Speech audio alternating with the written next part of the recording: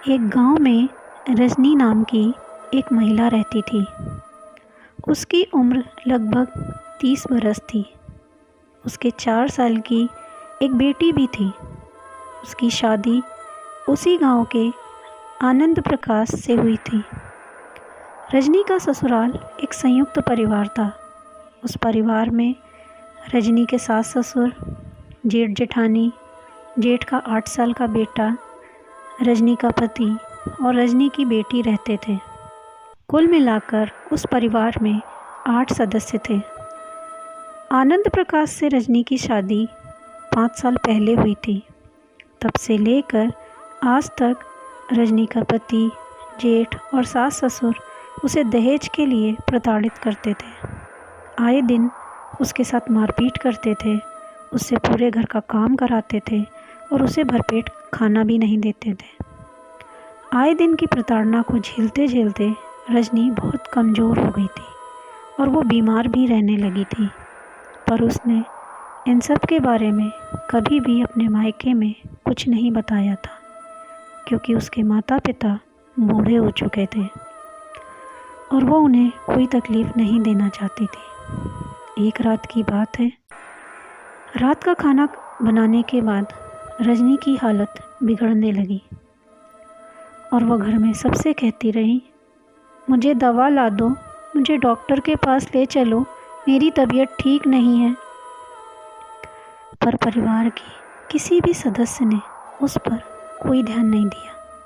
ऊपर से उससे कहते रहे, एक नंबर की कामचोर हो, काम ना करना पड़े इसलिए बीमारी का बहाना बनाकर लेट गई हो। ये सब होते करते रात के 12 बज गए। रजनी की जेठानी सरला अच्छे स्वभाव की महिला थी, पर उसकी भी उस घर में चलती नहीं थी। वह अपनी देवरानी के कमरे में उसे जगाकर खाना खिलाने गई। कमरे में जाकर उसने देखा उसकी देवरानी चादर ओढ़े सो रही है।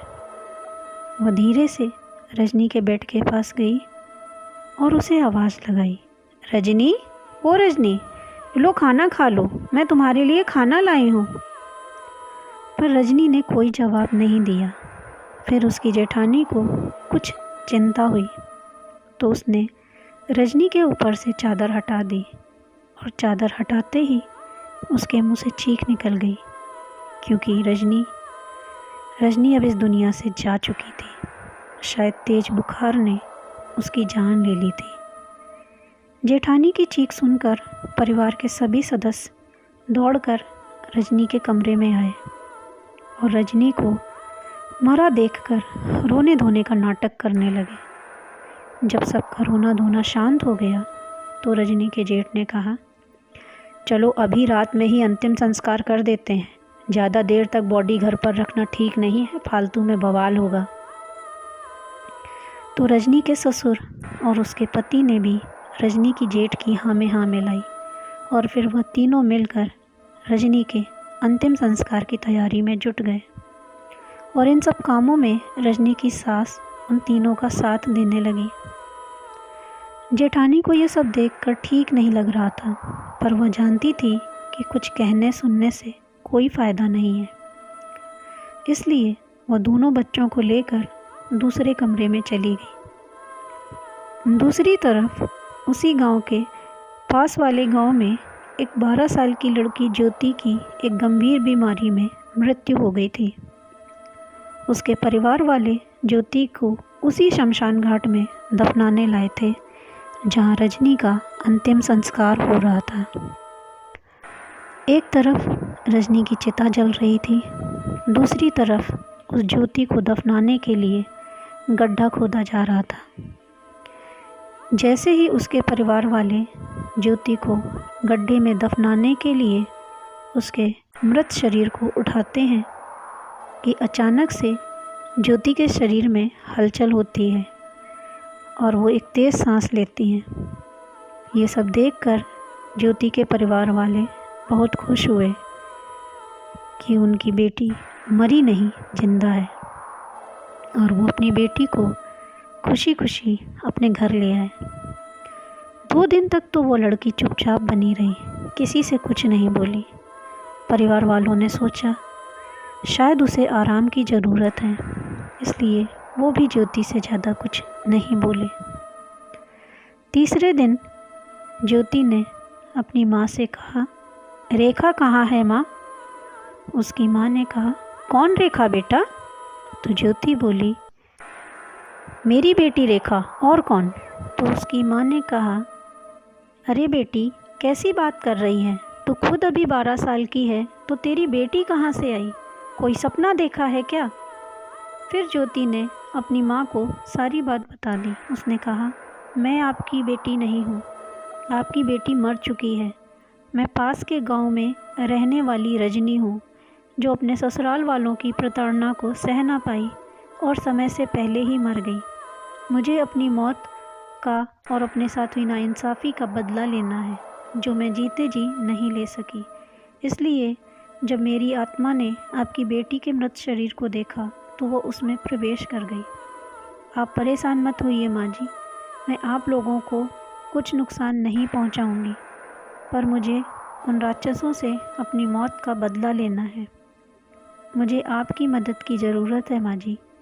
यह सब सुनकर उस ज्योति की माँ को अपनी बेटी के मौत का सच सुनकर बहुत दुख हुआ, पर फिर वह अपनी भावनाओं को नियंत्रित करके रजनी की आत्मा की मदद करने के लिए तैयार हो गई।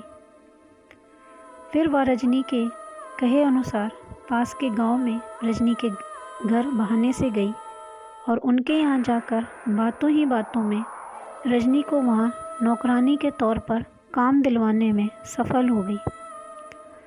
रजनी उस 12 साल की लड़की ज्योति के रूप में वहाँ रहकर काम करने लगी।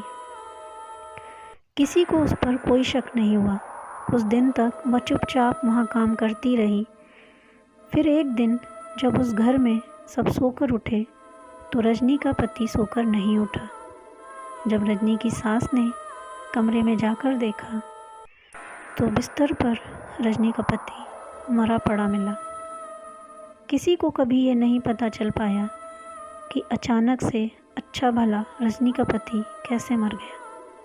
कुछ दिन फिर सब ठीक ठाक चलता रहा।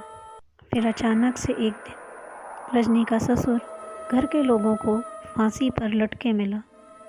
कोई नहीं जान पाया कि आखिर रजनी के ससुर ने फांसी क्यों लगाई। फिर कुछ दिन तक सब सामान्य चलता रहा। ज्योति बनी रजनी की आत्मा दिल लगाकर उस घर में काम करती रही। फिर एक सुबह जब रजनी की सास घर के पास वाले कुएं में पानी भरने गई तो पता चला कि रजनी का जेठ कुएं में डूबकर मर चुका है। किसी को नहीं पता चला कि आखिर उस परिवार में हो क्या रहा था। एक के बाद एक मौत होती जा रही थी और वो भी संदिग्ध हालत में। फिर कुछ दिन तक सब ठीक ठाक चलता रहा। एक दिन रजनी की जेठानी दोनों बच्चों को लेकर कुछ दिन के लिए अपने मायके चली गई। अब उस घर में रजनी की सास और नौकरानी बनी रजनी की आत्मा बची थी। एक दिन दोपहर को जब उसकी सास चूल्हे पर खाना बना रही थी तो रजनी की आत्मा जो उस 12 साल की ज्योति में थी उसके पास आई और बोली, माँ जी आपको कैसी मौत चाहिए? तो उसकी सास बोली, मतलब क्या है तुम्हारा? तो रजनी की आत्मा बोली, अरे माँ जी मेरा मतलब बस इतना है कि आप कैसे मरना चाहती हैं, हार्ट अटैक से, फांसी से या फिर पानी में डूबकर? तो उसकी सास बोली, क्या मतलब है तुम्हारा? क्या तुमने मेरे घर के लोगों को मारा है? पर तुम तो छोटी हो, तुम कैसे ये सब कर सकती हो? तो उस लड़की ने कहा, बिल्कुल सही कहा माँ जी आपने, मैं इतनी छोटी हूँ, मैं ये सब कैसे कर सकती हूँ? पर माँ जी रजनी की आत्मा तो कर सकती है ना। रजनी आपकी बहू जिसे आप लोगों ने तड़पा तड़पा कर मार डाला, भूखा प्यासा मार डाला माँ जी, मैं वही रजनी की आत्मा हूँ और आज आपको मारने के बाद मैं अपनी अधूरी इच्छा को पूरा करके इस संसार से मुक्त हो जाऊंगी। और यह कहकर उस चूल्हे की आग से रजनी की सास भी जलकर मर गई। गांव वालों को उस 12 साल की बच्ची पर कोई शक नहीं हुआ। उन्हें तो यूँ लगा खाना बनाते समय बूढ़ी अम्मा जलकर मर गई। अपनी सास की मौत की खबर पर रजनी की जेठानी दोनों बच्चों के साथ मायके से वापस आ गई। फिर एक दिन रजनी ने अपनी जेठानी को पूरा सच बता दिया और उसका इस घर में आकर नौकरानी की तरह रहकर घर का काम करने का जो मकसद था वो भी बता दिया। फिर उसने अपनी जेठानी से कहा, सरला दीदी, आज मैंने अपनी मौत का बदला लेकर अपनी अधूरी इच्छा को पूरा कर लिया है। आप बस मेरी बेटी को अपनी बेटी समझकर अच्छे से पालना। अब मैं इस संसार से मुक्त होकर जा रही हूँ। मैं जिस मकसद से यहाँ आई थी, मेरा वो मकसद पूरा हो गया है। फिर रजनी ने अपनी बेटी के सिर पर हाथ फेर कर कहा, बेटा, पढ़ लिख कर कुछ अच्छा बनना और अपनी माँ की तरह किसी का अत्याचार मत सहना। यह कहने के साथ ही रजनी का शरीर हवा में राख बनकर उड़ गया। दोस्तों, आज का सवाल यह है कि रजनी की जेठानी का क्या नाम था? अपना जवाब कमेंट बॉक्स में लिखें।